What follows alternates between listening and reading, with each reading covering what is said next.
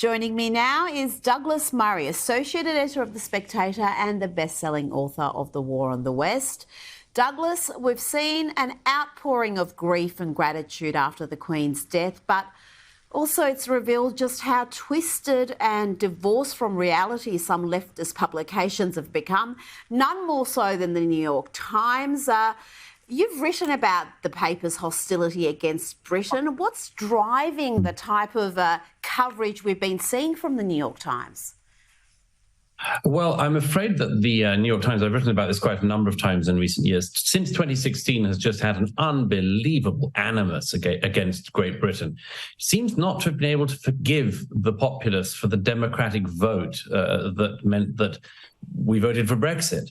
And the paper, which used to be the paper of record in the United States and used to be a very highly regarded publication, made an incredibly frivolous set of assumptions. It assumed that Brexit was the same thing as Donald Trump. It assumed that Brexit was somehow against the international liberal ideas of the New York Times. And so for the last 6 years, it's run a campaign of defamation, slander, and libel against the United Kingdom. And a quite incredible campaign. I've documented it.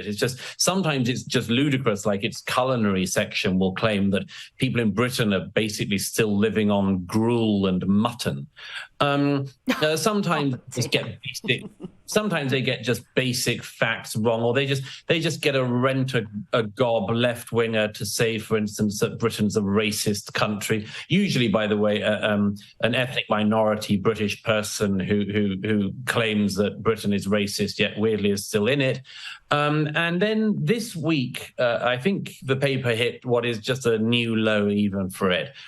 Within hours of the news of the death of Her Majesty Queen Elizabeth II, the newspaper decided to immediately run an incredibly hostile piece by a left-wing non-entity academic talking about colonialism, empire, and the crimes of colonialism, and that Elizabeth II had much to answer for, and this sort of thing.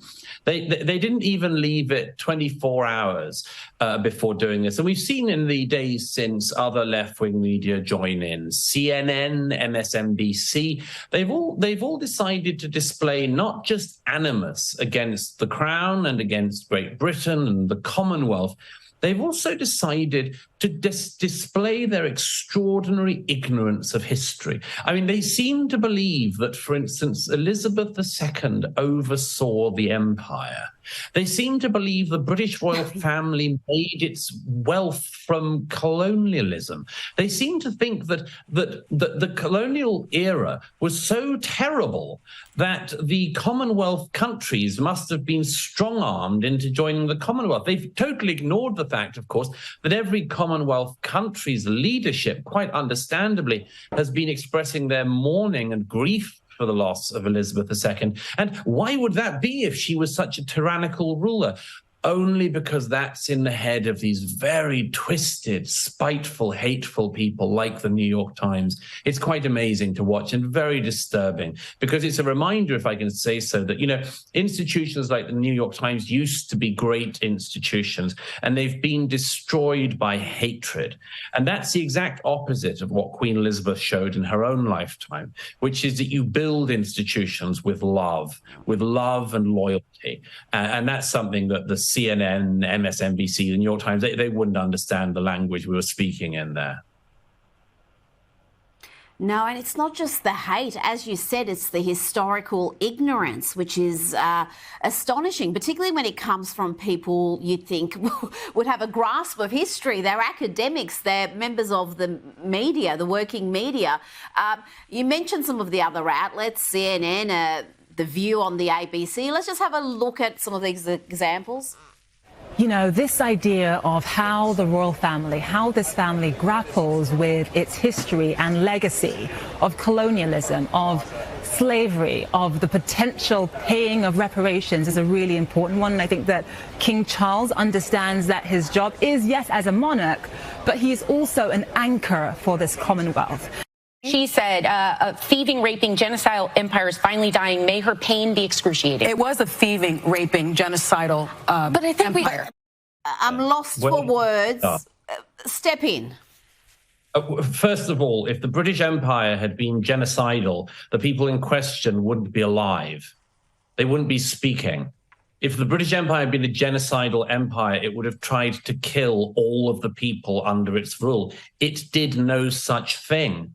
There wouldn't be any people in the countries that were under British rule if the British Empire had been genocidal. Genocidal is the intent to wipe out an entire people. The British Empire never tried to do that anywhere. That's the first thing. The second thing is that absolute moron we just saw first from CNN talking about reparations. She has no idea in her own racist hatred that Britain paid reparations 250 years ago.